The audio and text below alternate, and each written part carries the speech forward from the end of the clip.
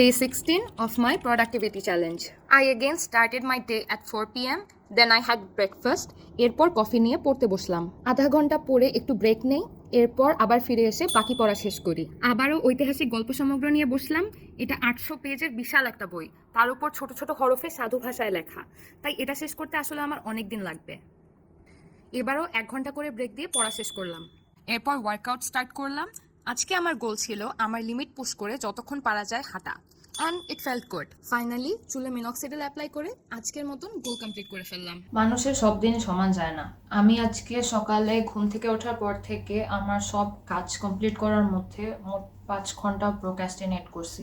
আমার আবার আজকে খুব সাফোকেটেড ফিল হচ্ছিল। আমার খালি মনে হচ্ছিল যে আমি কতদিন বাইরে যাই না, আমি একটু আকাশ দেখি না, সূর্য দেখি না, এরকম একটা ফিল হচ্ছিল ভিতরে ভিতরে। আমার আবার ইচ্ছা হচ্ছে কোনো একটা সুন্দর জায়গায় যে চুপচাপ করে একটু বসে থাকতে, সবকিছু অবজার্ভ করতে।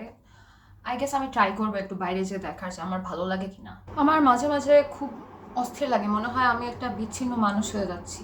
আবার একই সাথে মানুষের সাথে খুব বেশি ইন্টারঅ্যাক্ট করতে বা কথা বলতেও আমার কেন জানি ভালো লাগে না। আই ডোন্ট নো তোমাদের সাথে এরকম কখনো হয় কিনা। তোমাদের মন খারাপ হলে তোমরা কি করো?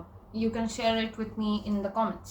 এত চাপা গুমট পরিস্থিতির মধ্যেও আই গেস অপটিমিজম ধরে রাখা জরুরি, বিশ্বাস করা জরুরি যে সব কিছু আস্তে আস্তে ঠিক হয়ে যাবে। So I am trying to do that. I hope tomorrow will be different.